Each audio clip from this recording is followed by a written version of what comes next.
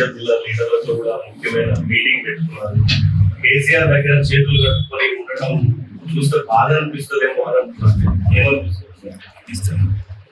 నేను పార్టీ వీడే పరిస్థితి వాస్తవంగా 20 మాసాలు నేను విధంగా ఏ విధంగా మానసిక క్షోభకు గురయ్యాను. ఇదే సంజయ్ జగిత్యాల ఎమ్మెల్యే గారు కాంగ్రెస్ పార్టీలో చేయబడడం జరిగిందో కాంగ్రెస్ పార్టీ కార్యకర్తలు లభించాల్సినట్టు నాకు నేను బేసికల్లీ మార్కెట్ కమిటీ చైర్మన్ 2 ఇచ్చాను. అంటే ఏదైతున్నదో అరే ఇంకా మీ అపాయింట్మెంట్ నియామకం కాలేదా అని ఆ పక్కన ఉన్న వేమ నరేంద్ర రెడ్డి గారికి ఇచ్చి అనౌన్స్ చెప్పమని చెప్పాను. అక్కడ ముఖ్యమంత్రి గారి మాటగా విలువ లేకుండా అయిన తర్వాత నేను ఏం చెప్పాలి అని చెప్పంటున్నాను.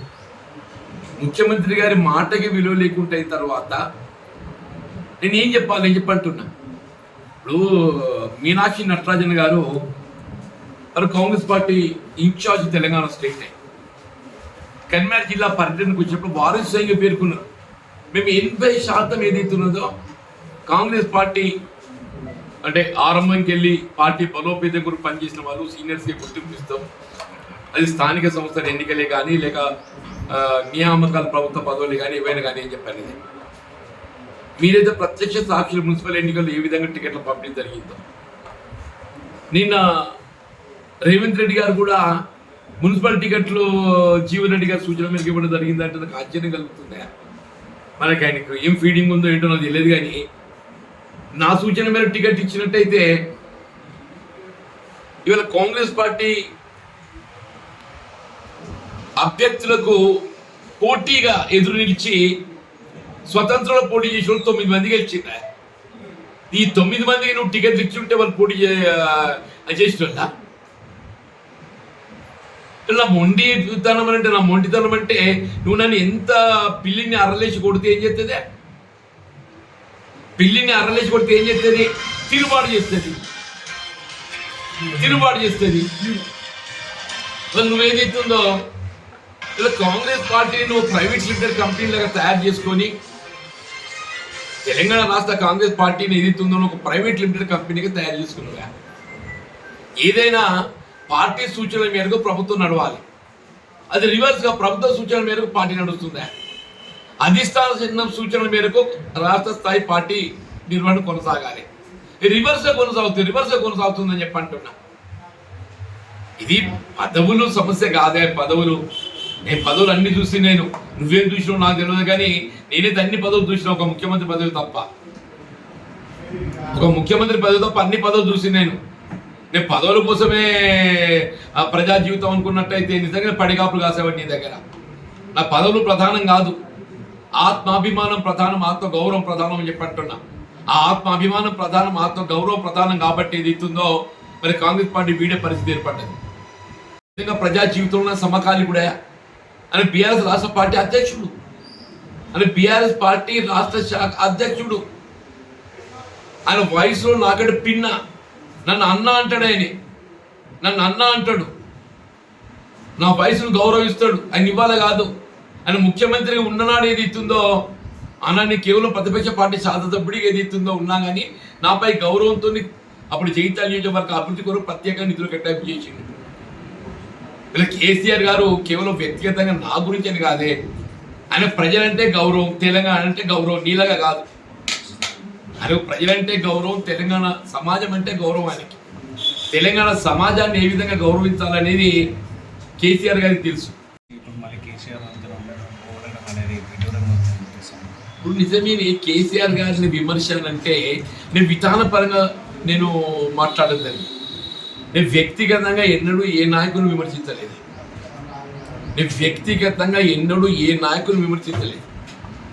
ఇలా ప్రాణహిత నదీ జలాలకు సంబంధించి వినియోగం ఏదైతున్నదో తుమ్మడి ఎటువంటి చేస్తే బాగుంటుందో ఒక అభిప్రాయాన్ని వ్యక్తం చేసినాయి. ఇవాళ అది ఎప్పుడైతే 152 మీటర్ల నిర్మాణం సాధ్యం కాదు, మహారాష్ట్ర ప్రభుత్వం దానికి అంగీకరించలేదో దాన్ని they brought it down to 100 metre level. ఇలా రేవంత్ రెడ్డి కూడా అదే చేస్తున్నాడు. రేవంత్ రెడ్డి గారు ఏదైతే ఉందో కాంగ్రెస్ పార్టీ తుమ్మడి వద్ద బ్యాలీ నిర్మాణం చేస్తామని చెప్పి 3 సంవత్సరాలు గడుస్తుందా? నువ్వు ఎందుకు నిర్మాణం చేయడం లేదు? ఎందుకు ఉపక్రమిస్తలేవు? నువ్వు ఎందుకు ఉపక్రమిస్తలేవు? వీళ్ళు అల్టిమేట్గా ఏదైతుందో అదే మేడిగడ్డనే ఇవాళ మనకి ఏదైతుందో తెలంగాణ రైతాంగానికి రక్షణ అనే విధంగా ఏదైతుందో దాన్ని పునరుద్ధరింపుకు చర్యలు చేపట్టే ప్రయత్నం చేస్తుంటాం. నిన్నటి దాకా ఏదైతుందో దాన్ని కేవలం కేసీఆర్ గారిని ఒక దోషిగా ఎత్తి చూపే ప్రయత్నంలో భాగంగా దాన్ని నాణ్యపెట్టు. ఇవాళ ఒకవేళ మేడిగడ్డ నిర్మాణం పునర్నిర్మాణం గట్టి వెంటనే చేయలేకున్నట్టయితే రాబో భవిష్యత్ తరాలు ఇలా రేవంత్ రెడ్డి గారిని క్షమించాయని చెప్పి అంటుండేది. భవిష్యత్ తరాలు ఇలా కాంగ్రెస్ పార్టీ ఇలా జవాబుదారీగా మిగిలిపోతుందని చెప్పంటే అది రేవంత్ రెడ్డి గారి బాధ్యత వస్తుందని చెప్పి అంటుండేది. ఇలా ఒక ప్రాజెక్ట్ సంబంధించిన అంశమే కాకుండా ఇలా రైతు భరోసా మనం 15,000 ఇస్తామని చెప్పాను, 3 పంటలు ఎగ్గొట్టినాం. మీరు ఇవాళ తులం బంగారం అధికంగా ఇస్తామని చెప్పాను, కళ్యాణ లక్ష్మి ఆడబిడ్డలకు వివాహ సమయం లోపల అది ఎగ్గొట్టినాం. ఆసరా పెన్షన్ ఏదైతుందో 2,000 4,000 చేస్తామని చెప్పాను, అది ఎగ్గొట్టినాం. ఒంటరి మహిళలకు ఏదైతుందో వాళ్ళకు పెన్షన్ సౌకర్యం కల్పిస్తామని చెప్పాను, దాని ఊసు లేదు. వ్యవసాయ కార్మికులకు ఏదైతుందో నెల 1,000 రూపాయలు వాళ్ళకి ఏదైతుందో భూమి లేని నిరుపేదలు కల్పిస్తామని చెప్పాను, దాని ఆలోచన లేదు. ఆటో కార్మికులకు ఏదైతుందో వాళ్ళకి నెలకు 1,000 రూపాయలు ఏదైతుందో ప్రోత్సహిస్తామని చెప్పాను, అది లేదు. ఇక్కడ వాస్తవంగా నువ్వు ఇవాళ మనం ఎన్నికలు చేసిన వాగ్దానాలు ఏవి కూడా అమలు చేయలేని పరిస్థితులలో రాష్ట్రం తిరోగమన చర్యపోతుంది. ప్రజలు ఏదైతుందో నియమ కేసీఆర్ అనే ఉంటారు పెద్ద మనిషి. వాళ్ళ ప్రజలు ఏదైతుందో ఆ పెద్ద మనిషి కేసీఆర్ అనే ఉండే కాంగ్రెస్ పార్టీ రేవంత్ రెడ్డి ఏమో చేస్తాడు, చేసింది లేదు పెట్టింది లేదు, అన్ని మభ్యపెట్టే మాటలు ఇవన్నీ పక్కన పడేసి అక్కడ హైదరాబాద్ పట్టుకున్నాడు. ఎన్నికల్లో చేసినట్టుగా ప్రణాళిక ఏదైతుందో వాగ్దానాలు ఇవన్నీ పక్కన పడేసిండే. ఆడు ఏదైతుందో హైదరాబాద్ ట్రెండ్ మూసి సుందరీకరణ అంటాడు. మూసి ప్రక్షాళన చేయను ఆయన కావాల్సిన మూసి ప్రక్షాళన పక్కన పెట్టి నేను మూసి సుందరీకరణ చేస్తా. ఆ సీవరేజ్ ట్రీట్మెంట్ ప్లాంట్ల కింద కరెక్ట్ నిర్మాణం చేసి వాడి వీడియోలోకి తెచ్చినట్టయితే మూసి ప్రక్షాళన అయిపోతుంది. అసలు మూసి ప్రక్షాళన దృష్టి కేంద్రీకరించకుండా ఇలా సుందరీకరణ నువ్వు కమర్షియల్ ఒక రియల్ ఎస్టేట్ మరి మరో ఒక భూ కుంభకోణాన్ని తెరదీసే విధంగా పాలన కొనసాగానికి ఎవరేం చేయాలని చెప్పి అంటున్నాను. వీళ్ళు నేను ఏదైతుందో రేవంత్ రెడ్డి గారి ప్రైవేట్ లిమిటెడ్ కంపెనీలో నేను బ్యాండ్ వాగన్ నేను చేరేటోడిని కాదు. నేను కాంగ్రెస్ పార్టీ ఏదైతుందో as long as it was public limited company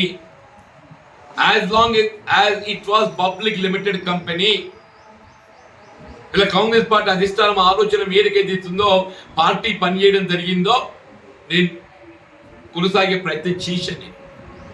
కానీ ఎప్పుడైతే అధిష్టానం పట్టుకోల్పోయింది, ఇవాళ కాంగ్రెస్ పార్టీ అధిష్టానం ఏదైతుందో రాష్ట్ర పార్టీపై రాష్ట్ర ప్రభుత్వంపై రేవంత్ రెడ్డి గారిపై ఏదైతుందో పట్టుకోల్పోయింది. ఇలా కాంగ్రెస్ పార్టీ అధిష్టానం సూచనల మేర పనిచేయాల్సినటువంటి ఒక రాష్ట్ర ప్రభుత్వం రేవంత్ రెడ్డి గారే రివర్స్ ఏదైతుందో అధిష్టానాన్ని నడిపించేటట్టు కనబడుతుందని చెప్పి అంటుంది. ఏదైతుందో నా ఆత్మాభిమానం ఆత్మ గౌరవం ప్రధానం అంటున్నా, పదవులు కాదు.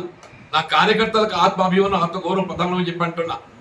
కేసీఆర్ గారు ఏదైతుందో ఒక రాష్ట్ర పార్టీ అధ్యక్షుడు, వయసులో నాకు సమకాలికుడు. ఆయన ఏదైతుందో దశాబ్ద కాలం తెలంగాణ రాష్ట్ర అభివృద్ధి కొరకు ఏ విధంగా పాటుపడ గమనించిన మనం ఉన్న పరిస్థితుల్లో ప్రజాకాంక్ష. నేను టీఆర్ఎస్ పార్టీలో చేరడం ఒక విధంగా ప్రజాకాంక్ష అని చెప్పి అంటున్నాను. ఎప్పుడైతే కాంగ్రెస్ పార్టీ వీడే పరిస్థితి ఏర్పడ్డదో ఇలా ప్రత్యామ్నాయంగా ఈ రాష్ట్ర పునర్నిర్మాణానికి కేసీఆర్ గారి సారథ్యమే ఇవాళ ఏకైక మార్గం అని చెప్పని ప్రజల్లో ఏర్పడ్డది. ఇవాళ ఎక్కడ చూసినా మీరు ప్రజల్లో గమనిస్తే ఇలా కాంగ్రెస్ పోవాలి, బీఆర్ఎస్ రావాలి, రేవంత్ రెడ్డి పోవాలి, కేసీఆర్ గారు రావాలి. ఇది నానుడి అంటున్నా. ప్రజల్లో నానుడి పడిపోయింది. రేవంత్ రెడ్డి గారు పోవాలి, కేసీఆర్ గారు రావాలి, కాంగ్రెస్ పోవాలి, బీఆర్ఎస్ రావాలి. ఇలా కేసీఆర్ గారి సారథ్యంలో ఏదైతుందో అన్న తెలంగాణ రాష్ట్ర ఏర్పాటు ఉద్యమ నేతగా ఇలా తెలంగాణ రాష్ట్ర సాధన కొరకు ఏదైతుందో ఆయన నాయకత్వం వహించి మరి ముందుకు నడిపించిండో ఉద్యమాన్ని. ఇలా మళ్ళీ తెలంగాణ రాష్ట్ర పునర్నిర్మాణం ఇవాళ వారితో సాధ్యమవుతుంది ఒక భావనతోని వారి నాయకత్వం పనిచేయడానికి మరి ముందు పోవడం జరుగుతుంది.